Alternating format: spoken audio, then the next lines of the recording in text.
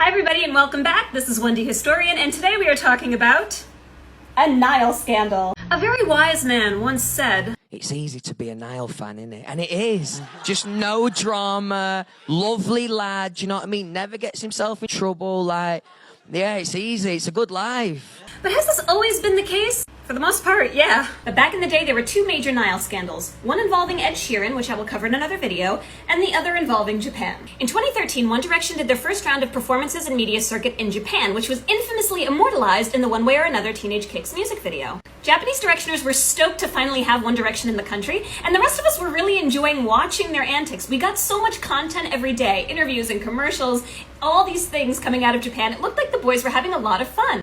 Perhaps maybe too much fun. One day in January, these reports and articles started coming out saying that there was a 1D fan who was blackmailing Niall. The Niall? Our happy, laughy, jumpy Niall? With what could she have possibly been blackmailing him? Reportedly, this fan had a video of the most scandalous nature.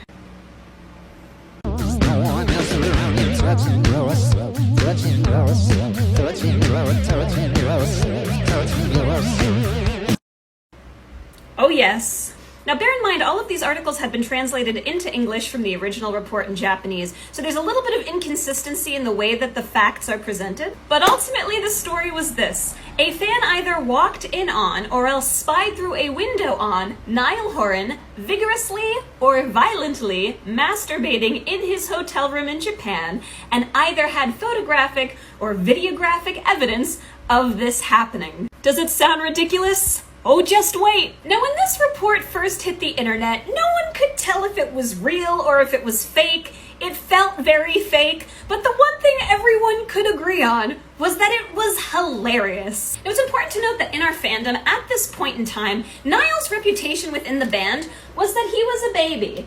He was cute, he was small, he was smiling all the time, he was happy all the time, he was just having fun, he had his braces, he's our baby Niall. So imagine this story comes out that he is violently doing anything, let alone violently masturbating. And running with the idea that this sounded absolutely ludicrous, a few Japanese fans, heroes, took it upon themselves to start trolling their own media by coming forward with stories that they too had witnessed Niall Horan violently masturbating. I'm just gonna let this incredible article speak for itself.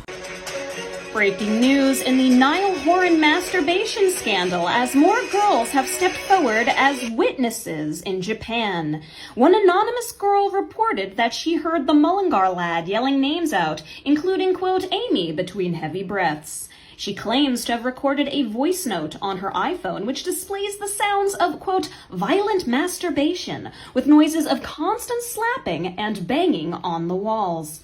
Another source has stepped forward and said that she heard such vulgarities from his room as, way hey, up the lads, and that's the crack, supposedly inappropriate slang terms in Ireland. Horan has yet to make a statement on the case and on whether or not he will be putting matters into the hands of those at Modest Management. As you can imagine, the fandom had an absolute field day with this. Nothing that I could possibly say about this could be as funny as the memes, so I'm just gonna run a scroll of these memes and let you see for yourself what we were working with. What makes you think you're good enough to think about me when you're touching yourself, touching yourself, touching yourself, touching yourself?